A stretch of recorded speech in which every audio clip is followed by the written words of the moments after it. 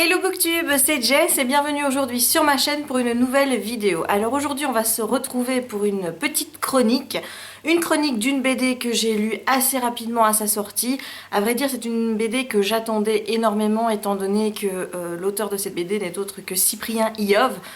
Vous connaissez la chaîne de Cyprien, je pense que je ne dois pas vous la présenter. Il faut savoir que Cyprien, c'est le tout premier booktuber que j'ai suivi. Donc évidemment, vous savez, quand c'est les toutes premières fois, eh bien, il y a toujours une petite nostalgie, quelque chose, voilà, un petit quelque chose en plus. Et à vrai dire, à part sa chaîne gaming, parce que bon, moi, le jeu vidéo, c'est pas du tout mon kiff, c'est vrai que je suis très attentive à ce que font mes youtubeurs préférés. Et c'est vrai que j'aime bien les suivre dans leurs autres projets qui sont ou pas liés à leurs vidéos. Quand j'ai appris que Cyprien avait écrit une BD, ben là forcément je me suis dit il me la faut, tout de suite. Alors contrairement à d'habitude, je vais pas vous montrer le bouquin, je vais mettre une photo ici. Pourquoi? Eh bien parce qu'il y a du vert sur la photo et avec le fond vert derrière, et bien quand ça passe au montage, et bien le livre il a l'air tout bleu. Donc pour ne pas gâcher les belles couleurs de la couverture, et bien je vais préférer ici vous mettre une image plutôt que de vous montrer le livre. Par contre je vais quand même vous montrer quelques planches puisque je vais quand même vous parler du dessin dans cette vidéo.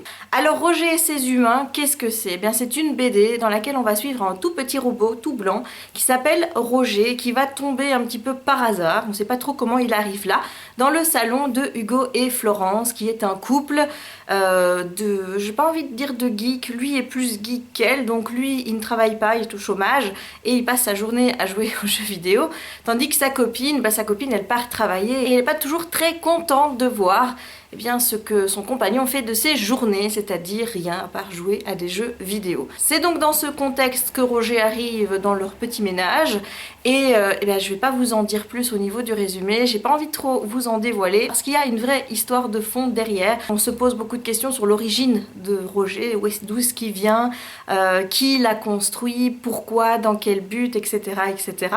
Donc c'est vrai que j'ai pas trop envie de vous en dévoiler, vous en apprendrez assez en relisant ce premier tome. Alors qu'est-ce que j'en ai pensé? Eh bien je dois dire que j'ai été surprise par l'histoire, que j'ai vraiment bien aimé. On a des petites scénettes qui sont composées de 3 ou 4 carrés donc par ligne et qui pourraient être prises pour des petites histoires indépendantes à chaque fois. Mais rapidement vous vous rendez compte que ces petites scénettes, donc ces petites lignes, eh bien sont englobées dans une histoire parce qu'il y a une vraie histoire, un vrai fil rouge qui suit tout le bouquin et donc ce ne sont pas que des petites scénettes qui peuvent se lire indépendamment, même si à première vue on pourrait penser que c'est une véritable histoire qui est pensée, qui nous fait rire et dans laquelle eh bien je pense qu'il pourrait y avoir de l'action, du suspense parce qu'à la fin du premier tome on en apprend quand même un petit peu plus sur les origines de Roger.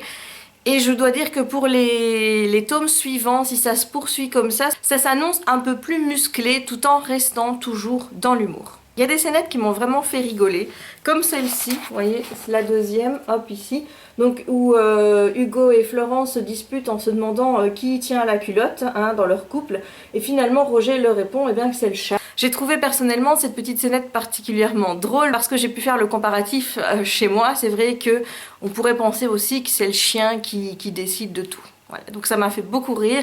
Il y a des scénettes qui sont vraiment très drôles. Par contre, il y en a où ouais, j'ai trouvé que soit c'était pas drôle, soit c'était un humour qui était assez lourd, genre Thierry Moreau dans TPMP, assez premier degré, pipi caca limite, donc voilà.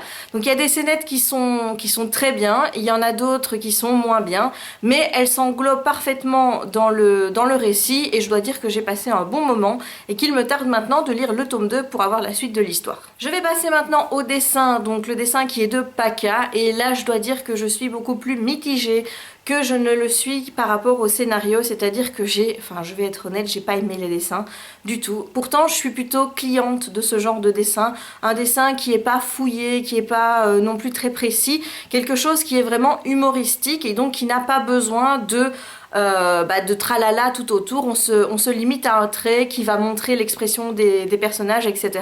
Donc d'habitude je suis assez cliente de cela, en plus c'est très coloré, donc à ce niveau-là il n'y a pas de problème, mais il y a quand même quelques petites choses qui m'ont dérangée. Vous allez voir sur la couverture, la première chose qui m'a dérangée c'est les yeux. Vous voyez, c'est des pastilles blanches les yeux, il n'y a pas de point noir dedans, donc il y a déjà un petit problème par rapport à ça, c'est que moi je fais toujours très attention à l'expression des yeux pour justement montrer les expressions des personnages.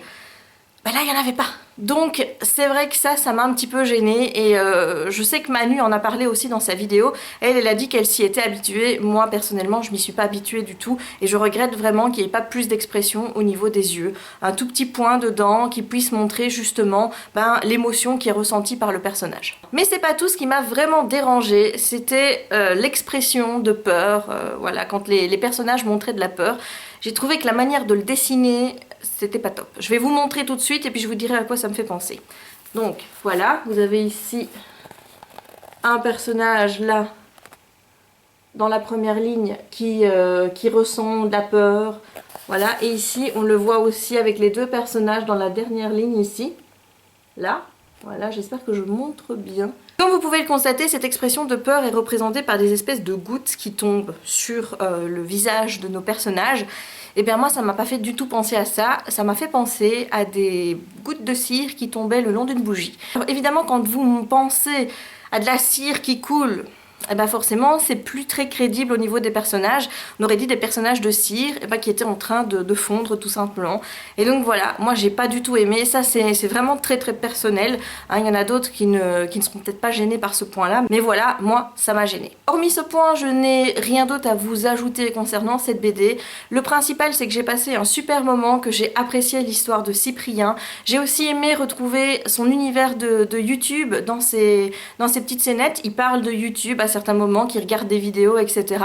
Il parle évidemment des jeux vidéo. Moi j'ai vraiment aimé retrouver ces petites choses qui font que Cyprien est Cyprien sur YouTube. J'ai aimé les retrouver dans sa BD parce que comme ça on voit qu'il se l'approprie vraiment.